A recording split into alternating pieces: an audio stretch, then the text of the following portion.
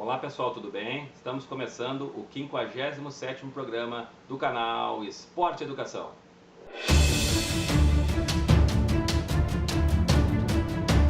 No programa de hoje, nós vamos falar sobre um tema bastante significativo do ambiente esportivo infantil, que é considerar a criança como um mini adulto, quando na realidade todas as orientações, tanto da área da pedagogia do esporte, como da área da psicologia do esporte, como todas as áreas relacionadas à ciência do esporte, deixam muito claro que uma criança apresenta uma diferença tanto quantitativa como qualitativa em relação aos adultos. A criança tem todo um jeito de pensar, tem toda uma forma de se expressar. A criança precisa de um processo de desenvolvimento das suas capacidades, das suas habilidades, não só físicas como intelectuais. É importante a gente poder entender também que, além das diferenças em todo o processo de desenvolvimento integral, a criança também apresenta características motivacionais, características de interesse e necessidades diferentes dos adultos. Então é importante a gente poder entender, desde o primeiro princípio desse processo, que quando a gente está lidando com criança, a gente não está lidando com um menino adulto. A neurociência nos diz, inclusive, que o cérebro da criança, do adolescente e do adulto apresenta diferenças muito significativas em relação ao seu processo de maturação. Segundo Herculano Olsen, que é uma neurocientista carioca, uma doutora na área da neurociência, nos diz que o cérebro da criança é um cérebro em desenvolvimento, o cérebro do adolescente é um cérebro em transformação e o cérebro do adulto é um cérebro maturado. Então, só a característica funcional ou de desenvolvimento do cérebro já nos mostra o quanto a gente está falando de uma divergência em relação ao comportamento, em relação à forma de pensar, em relação ao processo emocional de uma criança e de um adulto. Especificamente em relação ao processo cognitivo e emocional, a principal etapa em que a criança participa do esporte é entre os 6 e os 12 anos de idade, onde Weinberg e Gold nos colocam que é a fase crítica para o desenvolvimento emocional e cognitivo da criança, na medida que é o momento onde a criança está desenvolvendo o seu processo de autoconceito e o seu processo de desenvolvimento social, das suas relações, não só com o mundo, com os símbolos do mundo, mas principalmente em relação aos demais integrantes em que ela vive socialmente, nos seus grupos sociais. É importante que a gente possa entender que a criança ainda não possui estrutura de ego, aí falando do processo de cognição, de entendimento, para conseguir lidar com pressões, com exigências, com enfrentamento de problemas, como os adultos têm a capacidade de enfrentar. Então, exigências acima do nível de capacidade cognitiva e emocional da criança prejudicam o seu processo de desenvolvimento harmonioso. Então, é importante a gente entender. Também é importante entender que a criança desenvolve seu autoconceito gradativamente. Ela tem uma dificuldade entre essa faixa etária dos 6 aos 12 anos de lidar com o processo de relação casual e eficiente, ou seja, ela não consegue conjugar de forma harmônica a habilidade que já está desenvolvendo, a sua capacidade e ao mesmo tempo o nível de dificuldade da tarefa. Ela necessita sim de um retorno do adulto, das pessoas que estão em torno dela, para poder estruturar o seu autoconceito. Então fica claro que nessa faixa etária entre os 6 e os 12 anos de idade, a criança apresenta características totalmente diferentes de um adulto. Ela necessita de intervenções no aspecto cognitivo e emocional que vão ao encontro de um apoio incondicional durante todo o processo.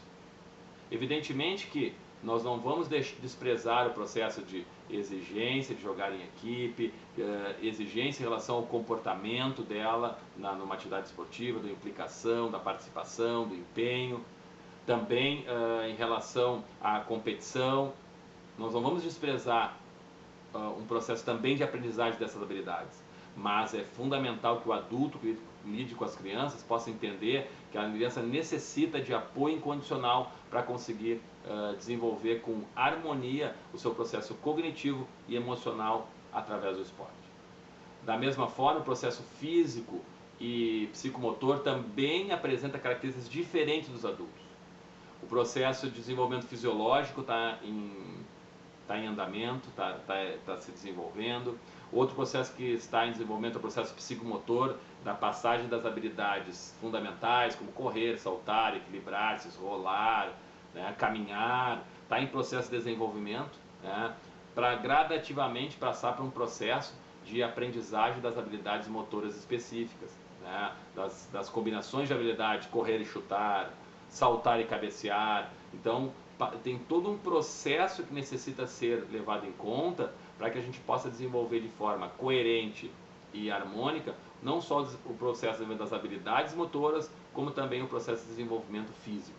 Até porque a criança ainda não apresenta, ainda nessa faixa etária de 6 a 12 anos, um processo puberal suficientemente desenvolvido para poder dar conta de um processo de condicionamento físico, de um processo de aumento de massa muscular, que só vai começar a acontecer a partir da criança estar na puberdade, a partir de um processo lá com 14, 15, 16 anos, é que já se começa a pensar num outro formato de treinamento esportivo infantil.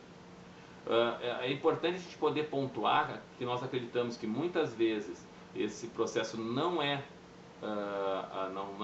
priorizado pelos professores, fundamentalmente porque muitos deles tiveram toda uma formação acadêmica para poder juntar o processo de desenvolvimento infantil e o processo de desenvolvimento esportivo, mas muitas vezes alguns professores acabam privilegiando um processo de vencer a qualquer custo, de buscar títulos para si mesmo, para suas instituições, e acaba desprezando o ponto fundamental do processo de formação humana, não só psicológica e emocional, mas também física e também psicomotora.